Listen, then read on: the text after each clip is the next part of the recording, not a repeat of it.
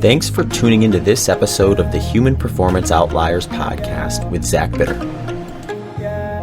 All right, everyone, welcome back to another episode of the Human Performance Outliers podcast. I'm your host, Zach Bitter, and today I have a solo episode for you.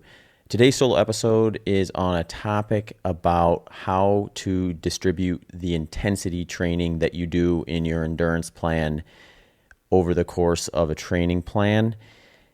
But most specifically, I want to get into a little bit more about maybe how not to do it, because I see a lot of interesting stuff online when it comes to speed work and things like that. And as you would imagine, the things that end up getting a lot of publicity and a lot of interest and intrigue are things that are either new or things that are perceivably new, and things that seem to be working for some of the more recognizable figures in the sport, so elite athletes, Olympians, and things like that, when in reality, you have to think about also how they got to that point and whether or not you're skipping steps to try to replicate something when it comes to planning your speed work. Because like pretty much everything in endurance sport, you don't do yourself any favors, certainly no long-term favors, by skipping steps or by finding yourself in a position where you are taking a shortcut that may produce some short-term results, but ultimately hold you back from finding where your true potential is.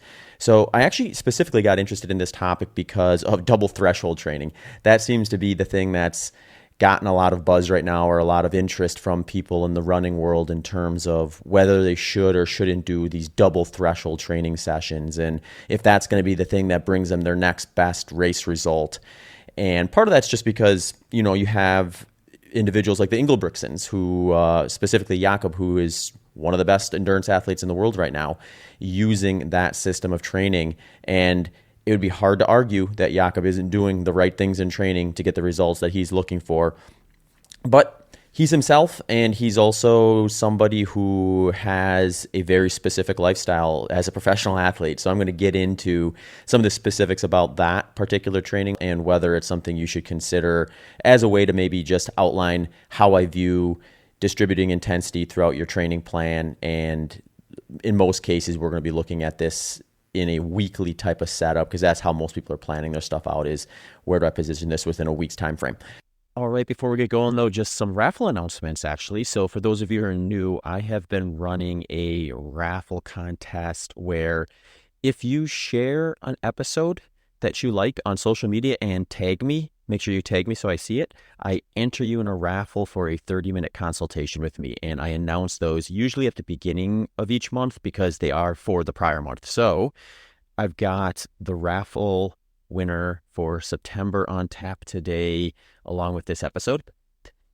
If you do decide to enter the raffle in the future though, you can do it more than once. So like what I mean by that is, if let's say I release 5 episodes that month and you share all 5 of them and tag me all 5 times, I will enter you in that month's raffle that many times. So there isn't really a limit to the number of times you can enter the raffle. So if you have multiple episodes you like, feel free to share all of them. You will get credit for each and every one of them. So for September raffle, the winner was Ian Lawrence. So Ian, I will reach out to you on, I believe Instagram is where you shared the episode 300, which was a hydration episode, and get in contact with you and get you a link to sign up for that consultation you won. So thanks again for participating. Everyone did. It really does go a long ways when you share episodes on social media with your friends and family. It helps me grow the show, introduce it to new listeners, and ultimately record more episodes. So keep doing that. And also, side note along that too, if you are sharing specific episodes that you really like that have a topic based to them, and there's a follow-up episode or a parallel topic or any topic for that matter you want me to cover on the podcast, feel free to reach out to me and let me know about that. You can always get a hold of me at hpopodcast@gmail.com.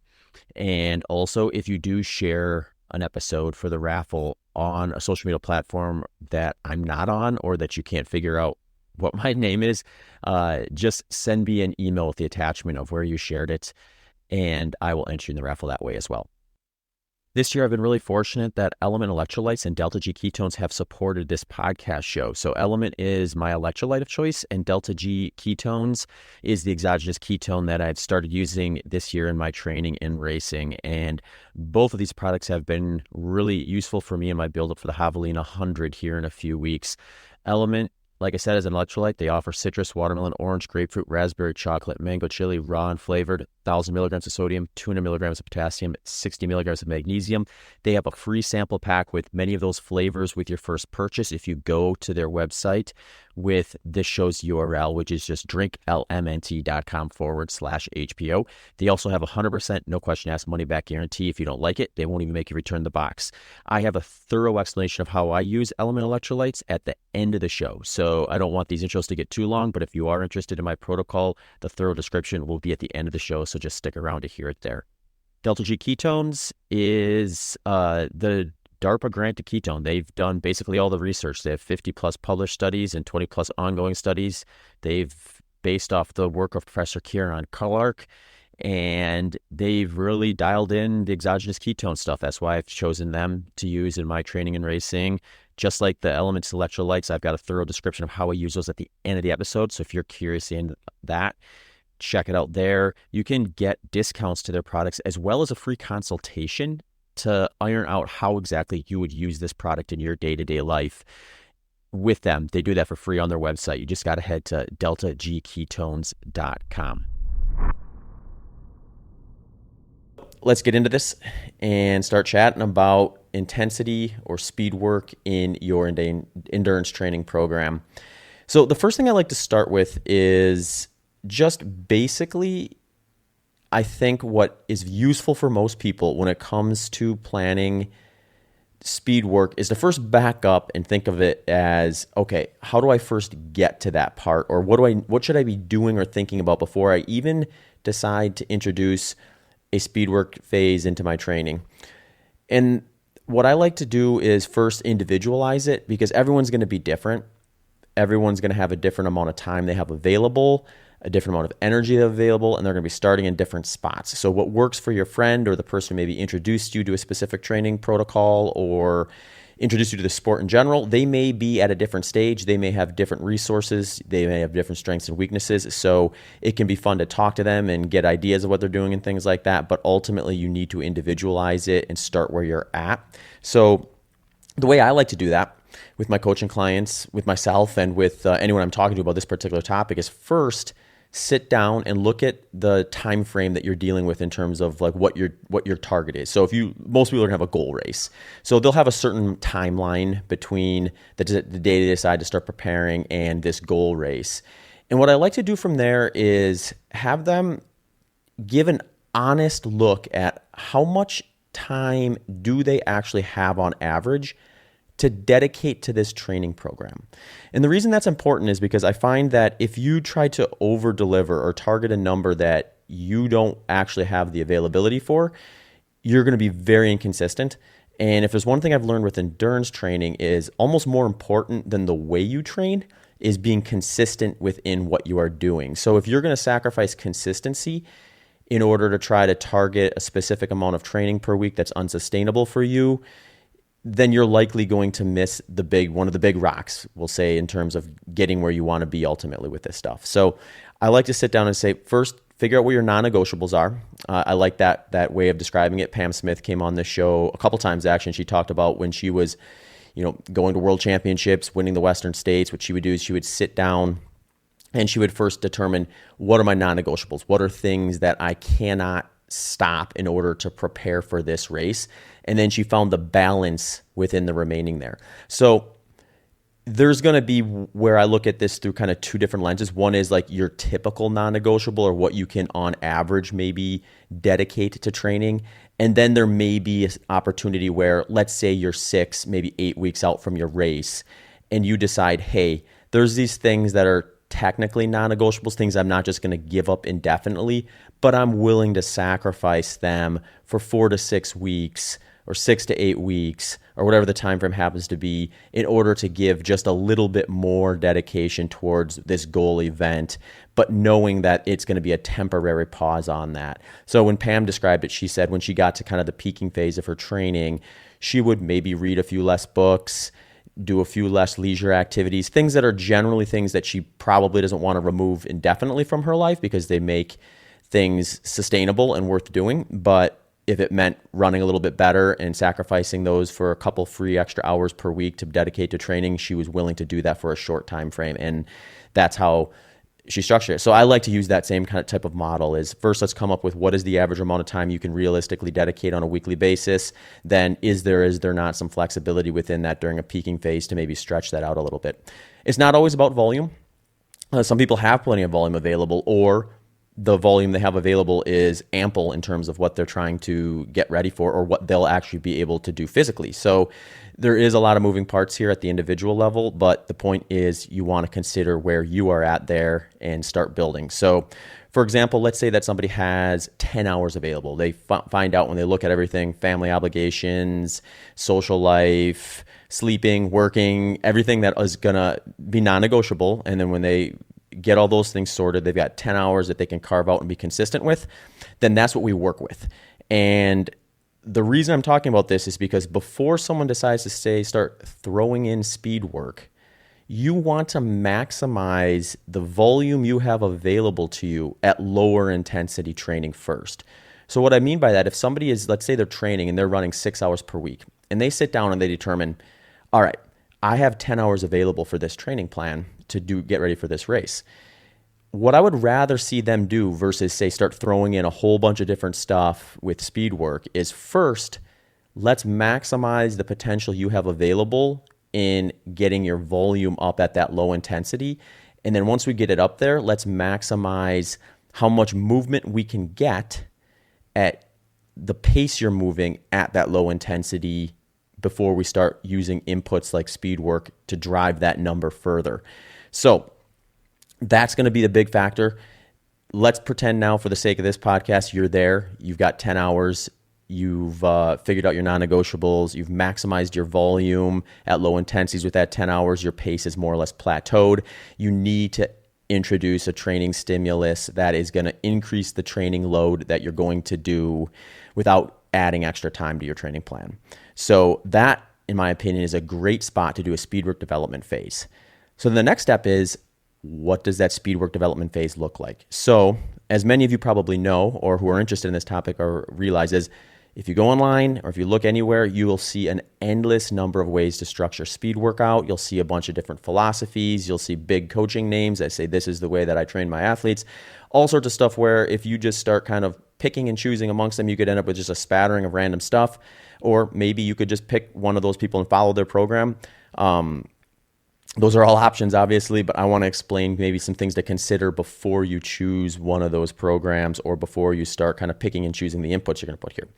First is priority one with your speed work is you want to maximize the quality at the appropriate volume. And what that means is you're better off doing less speed work if it means all of it is high quality than adding more speed work if it reduces the quality of some of that. So priority one is maximizing the quality of the execution there.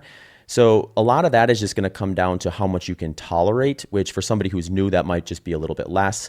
For someone who's experienced, they may already have a pretty big threshold. By the end of your speed work development phase, you'll likely be able to tolerate more volume at intensity because of the adaptations that took place over the course of it if you give yourself enough time. And that's going to range, but just using some general principles I think can be helpful here, where when you go out to do a speed work session, whether you're doing something more in the moderate to moderate high intensity range, like long intervals that we would pin to say something like your threshold, or short intervals that are going to be a little shorter, a little higher intensity that we're going to pin to something like your VO2 max. You want to make sure when you finish that workout, you're not wrung dry the way you are at the end of your A race. You want to leave enough on the table that when you come back to repeat that workout, you can still maintain that quality and you can come back and repeat that workout sooner rather than later. So the way to think about that is, let's say I went out and I said, I'm going to do a speed workout on Tuesday. And I go and I just do this killer hero workout where I nail it, felt like it was high quality, it looks high quality on paper. But when I finished it, I wrung every last ounce out of myself. And the rest of that week, I feel like I'm still recovering from that to the degree where I don't do another speed workout until the next week. Versus, say, I do that workout on Tuesday and I stop a couple intervals before that point I got to in the first example. And that allows me to go back out on Thursday and do another speed workout to the degree where now I have an extra, let's say 15 to 20 minutes of total volume at the goal intensities I was targeting for that week. If you start extrapolating that out over the course of a plan for weeks and weeks and weeks, you end up picking up like weeks worth of training by the end of the plan by appropriately targeting the amount of volume in a given workout you can do. So like I said, that's going to be individual. So you're going to want to go in there with that mindset of like, be honest with myself. Let's stop this when I have something left in the tank. So if that's short intervals, maybe it's a couple intervals. If it's long intervals, maybe you're doing one less than what you could do, or in some cases, maybe even two less than what you would actually be able to do if you had to, going like basically all out. And then give yourself that opportunity to increase the amount of volume you can tolerate that week because you distributed it better. So that's all to basically lay out the framework here, where when we're looking at what you're doing in your training and your speed work, the most volume you can tolerate at a high quality, the better off you are. So we want to make sure we're hitting that volume at the right spot so it's reproducible week after week, but we also want to make sure that the quality remains high so we don't have a situation where, say, you get to the end of a speed work session and now the last couple intervals or the last few minutes of the workout starts to depreciate in quality because you overreached what you were capable of. Because that's also going to lead to that same situation where you overreached in one workout, the likelihood of you reproducing that workout with high quality sooner rather than later has just dropped quite a bit. And then on top of it, you also increase your injury risk. So a lot of reasons to avoid that if you can. And to some degree, that just takes a little bit of learning. Like shouldn't look at it as perfect. You want to go out and kind of test that a little bit and figure out where those lines are, but just be honest with yourself with that. And early on, probably err on the side of caution because you're better off aiming low and walking away from a workout technically being able to do a little bit more, but then being able to reproduce it sooner because of that versus that first scenario where now you're skipping full workouts because of what you did with that thing. So the next becomes, how do you actually space that? And this is where we'll eventually get to kind of that double threshold thing, is you can actually also improve the amount of, or I should just say increase the training load that you take on by closing the gap between those sessions. So you can look at this through an individual workout where you reduce the recovery time between intervals. That will increase the training load of said workout. Or you can look at it through multi-workouts where you reduce the time between the training sessions themselves. So instead of maybe that Tuesday, Thursday repetition that I described, now you're maybe doing a Tuesday, Wednesday. So you're doing the same exact amount of volume, same exact amount of intensity, you're just reducing the time between. That is going to get you a little bit of extra training load.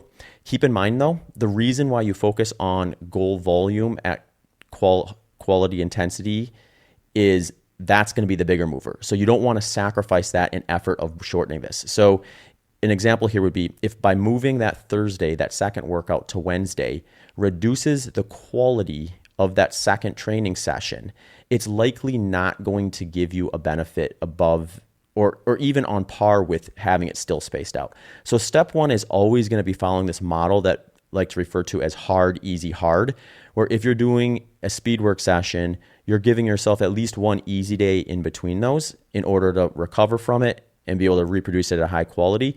And in some cases, you might even want to give it 2 days. You might want to go Monday, Thursday, or something like that, where you have 2 easy days in between. It's going to be something where that's going to be individual, and you are going to want to watch the quality of your workouts to make sure that you're hitting that. And then if you are consistently hitting high quality, then start thinking about reducing that in to 1 day in between or no days in between in some cases if you're blocking the workouts like that Tuesday, Wednesday example I gave. So where does this put us with double threshold sessions? So for some of those who are listening, you might be thinking, well, what even is a double threshold session? The philosophy behind it goes as if you're targeting your threshold, which a lot of people, that is going to be an intensity they could sustain for roughly 60 minutes in a race day setting. You get a range in that, though. An example that would be if you look at elite marathoners, like guys who are running in the low 2-hour range in the marathon, they can actually stretch out their threshold longer. So you'll see some data on those guys where they're running like something like 94% of their lactate threshold for just over 2 hours. So you can imagine that that's something where, if you do a lot of work, that number is a little bit floating. But generally speaking, if you're just trying to plan out your training, targeting your long intervals or your threshold work at the intensity you could sustain for about 60 minutes on a race day setting is a pretty good way to go about it. And the reason that's important is because the theory behind these double threshold training programs is that you are taking away some of the higher intensity stuff. Like, I shouldn't say taking away, because you do have what they'll call like an X factor workout where you maybe add one higher intensity workout during the week. But generally speaking, you're reducing things like Olympic distance race pace efforts at like the 1500 to the 10K, and focusing more of your training load on what is a high quality intensity at the threshold. But you're doing that at the expense of doing things faster, but because of that, you're able to do more of it and you're able to consistently do it. So their arguing, or their philosophy, is by staying away from the really hard stuff, you're able to do more of the threshold stuff. And since it's also less of the higher intensity stuff, which is going to take more time to recover from, they're able to compress that time window between the sessions to the degree where a true double threshold buildup is going to have 2 days per the week where you do 2 threshold sessions per day on each of those days. So you're actually doing 4 workouts in that program. And then if you add that X factor workout, which is just what they use to call like this extra workout that you maybe do near the end of the week, that is going to be a little shorter, a little higher intensity. If you look at like the Engelbrechtons, they'll typically do these on hills. And that's actually a really smart way to do it, because if you're thinking about the damage you're going to do from a higher intensity workout, like short intervals, then, by doing them uphill, you're going to reduce some of that impact. And that just kind of follows the idea that when you look at endurance athletes, the reason the runners do the lower volume compared to like triathletes, swimmers, cyclists, and things like that is because of the impact of running. So you can reduce some of that by doing that uphill. And then hopefully the idea there is you're able to reproduce the volume at the intensities you're targeting between those double threshold sessions and that X factor workout more often, to the degree where you get more total workload over the course of a training plan. But here's an example of what that training plan would look like if the model that the Engelbrechtons will follow. They'll do like Monday, they'll do an easy day where they're running an easy run in the morning of around 15 kilometers, plus an easy run in the afternoon, evening, 12 kilometers. Tuesday's their first double threshold day where they'll do a threshold session in the morning and then a threshold session in the evening, plus a strength work session. And I believe the way they structure theirs is they'll do slightly longer intervals in the morning session, and then they'll do really short threshold intervals like 400 meters and sometimes up to 20 of them in the afternoon session. Then they'll have an easy day where it's easy in the morning, 16 kilometers, easy in the afternoon, evening, 10 kilometers. Thursdays, a repeat of that double threshold session with the morning and afternoon, evening one. Fridays, easy again, 15 kilometers, morning, 9 kilometers, afternoon, evening. They've got their strength day on that easy day for that particular set of workouts. Saturday is then when they have that X Factor workout where there's a little higher intensity hill workout, plus 10 kilometers easy in the evening, afternoon. And then Sunday's their solo day where they'll go roughly 21 kilometers. So that's an example of how they do it. There's other ways to do it, obviously. And, clearly they're doing distances at a pace much faster than anyone else for the most part. So you'll want to calibrate on that. But that's the structure idea where you have these 4 threshold sessions during the week. They're paired up on 2 days with 1 day easy in between. And just thinking about that in terms of what I've been talking about so far, you can start to appreciate that when you start doing 2 quality sessions in 1 day, you're looking at, if it's well planned, probably 4 to 6 hours in between those. So the risk of not being able to properly execute that second quality session becomes quite a bit higher, especially once you get into that second day. So you really do have to ask yourself, if you're going to try something like this, am I even able to tolerate the volume required to do this right? And then also tolerate the ability to maintain quality throughout this stuff. So I would consider a double threshold session type of training like the end stage, essentially, of a speed work development route for people, where if you've exhausted everything else, then maybe you're ready for a double threshold session. So most people are going to be better off sticking with, I should even say, a hard, easy, hard structure. And then maybe if they're getting to a point where they just they're really good at speed work, and that's something that they can lean into a little bit more, they start blocking that workout where they're doing 2 harder sessions or 2 speed work sessions on back-to-back days. One thing I will note, if you're going to block your workouts, and I've talked about this in different podcasts too, generally speaking, you want the harder of the 2 to be the first one. So if you're doing, like, say, if you're doing 2 speed work sessions on, say, Monday, Tuesday, or Tuesday, Wednesday, or something like that, it's better off to program the harder one first. And usually what that will look like is if you're blending intensities, if you're doing something like short intervals and long intervals, or like VO2 max and threshold, then you're probably better off putting the VO2 max stuff first, assuming it's not skewed in a way where the volume is high enough in the threshold work that makes that workout like noticeably more difficult.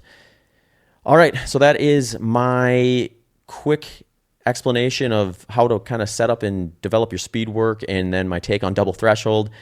I'd love to hear your feedback on that. If there's other topics you'd like me to address when it comes to speed work or training in general, let me know. Happy to jump into some of those topics if the listeners are interested in. For those of you who are new to this podcast or just are unaware, I do have a full range of episodes that add a lot of detail to some of the things I talked about on this episode. So I have a whole bunch of episodes that go from endurance training simplified, where I just kind of simplify the basic scaffolding structure that I think people should start out with or consider before they start building out their plan. And then I have a bunch of different episodes that kind of go into the different components of that. So I've got short intervals simplified, long intervals simplified. I've got an episode called Long Run Considering the Variables. I've got an episode on the mental side of training and racing, aid station navigation. I'm losing track of all of the topics for that series now. So what I'll do is I will put links to all of those in the show notes. So if you want to go back and listen to those and do a deep dive into kind of my philosophy and ideas behind kind of how to like set your endurance training stuff up, you can find those there. Also, just worth noting too, if people are looking for details on the podcast episodes themselves, I actually have an individual landing page for each one of my podcast episodes now. So it has like all the links of everything that we talk about, whether it's a guest interview or a solo one. If I'm talking about studies or we're talking about specific things, that is something that I think you might want to go check out, I put those details in those show notes. So you'll find links to those podcast episodes on that as well. And on top of that, I have a show transcript now. So if you go to that landing page for each individual episode, there's a text version of the entire podcast there, which I think is probably the most useful for outside of people who just want to read versus listen to it. Being able to search for things. So if you think of it this way, like say I talk about something during an episode you're listening to, and you're like, oh, I got to double back and check that out and just remind myself of some of the details. The transcript can be great for that. You don't have to go searching through the audio again. You can just go on to that page where the episode transcript is and search for a few of the key words, and then it'll highlight that section. You can skip right to that spot of the podcast and grab some of those specific details. I think that's probably something that is going to be maybe more important for like podcasts that get a little more detailed with research studies or specific like programming type questions and specifics, but that is available as well. So thanks again for checking out this podcast. If you don't mind, share this, subscribe to the podcast, share it with your friends and family, let them know about the topics that you enjoy, and thanks for tuning in. All right, everyone, if you're still here, you're sticking around to hear about how I use the show sponsor Element Electrolytes and Delta G ketones. For Element, they make an electrolyte supplement. So what I know about me is that I lose 614 milligrams of electrolytes per liter of fluid loss. So what that means is if I go out for a run and I lose 2 liters of sweat, then I'm also going to lose roughly 1,228 milligrams of electrolytes with it, which ironically happens to be about 1 packet of Element. So what I likely will do is, if I'm going out for a longer training session or I'm going to be out in the heat and sweating a lot, I'm going to supplement the fluid intake I have with electrolyte to make sure I have that stuff in balance. The way this usually looks for me is I'll wake up in the morning and I'll have a cup of coffee and I'll put half of one of those packets in with my coffee. It will be one of their chocolate flavors though, because it's coffee after all. I'm not going to stick one of the fruity flavors in there. So that gets me kicked off. Then what happens is I go out for the workout and then I am drinking basically to thirst, but I am also targeting some numbers at times when it's hot enough and I know what my sweat loss is. But generally speaking, for every liter of fluid I'm taking in, I'm matching that with 614 milligrams of electrolytes to make sure I'm staying on top of that and remaining hydrated throughout that training session. If you're interested in a deep dive and figuring out more about your fluid loss and electrolyte needs, I actually have a couple podcast episodes that might be interesting to you. One is episode 358 with Andy Blow, where I go over all things hydration. And he talks about how I came up with that 614 milligram loss number and how you can maybe find out about yours, as well as how much fluid you are losing with some simple at-home tests. Also, I did an episode a while back, episode 300, which is just titled Personalizing Workout Hydration. So check out both of those if you're interested in doing a deep dive into your hydration and electrolyte needs. Something new I added to my training and racing this year are exogenous ketones. The research for exogenous ketones is still in its early stages, but there is a lot coming out and it is getting more convincing in my opinion to the degree where I wanted to try it out. I actually stress tested it during a 15-hour 100-mile run at the Rocky Raccoon 100 earlier this year as a way to confirm whether it was something I was going to include in my racing protocol. One thing I was a little nervous about with exogenous ketones, like I am with anything I'm ingesting during an ultramarathon, is what is it going to do to digestion. I was interested in the recovery research for some time now with exogenous ketones, and there are some newer research studies now that suggest it could also have some performance applications as well, if you're able to tolerate it and get it in the right dose. So when I decided to try it out, I went with delta G ketones because they are the ketone ester that basically all the research that has promising effects is tied to, and it's their formula that's being used in those research studies. So a lot of times you'll just go and look for an exogenous ketone, and there's all sorts of potential issues with that, whether it's a dosage or just an incorrect type, and it's not actually going to do what the research suggests it would do. So to me, it was looking at, if I want to potentially get the benefits that these could be bringing, I need to be using the one that they're actually showing the research with. So that was delta G ketones. They actually received the DARPA funding and grant to actually put together that formula. So like I said in the intro message, they have 50 plus published studies and are part of 20 plus ongoing studies. My protocol with this right now, and this is something where I am evolving as I kind of do more with it, but at the moment, I'll do a bottle of their ketone performance, delta G performance, and that is their little blue bottle. So I'll take one of those about 20 minutes before a big key training session, and that's it. If it's a race day though, I'll do that same protocol, but I will take another bottle about every 3 hours after that. So if I'm doing something that's longer duration, like that 15-hour Rocky Raccoon effort I just described, I would be doing that again at 3, 6, 9, and 12 during that particular performance. So like I said in the intro, if you want to chat with one of their experts, you can actually go to deltagketones.com, and they have a consultation service there right now where they will help you understand the research and whether your lifestyle is even something that they would be worth considering it for. So if you want to get a little more information on that, that option is available to you.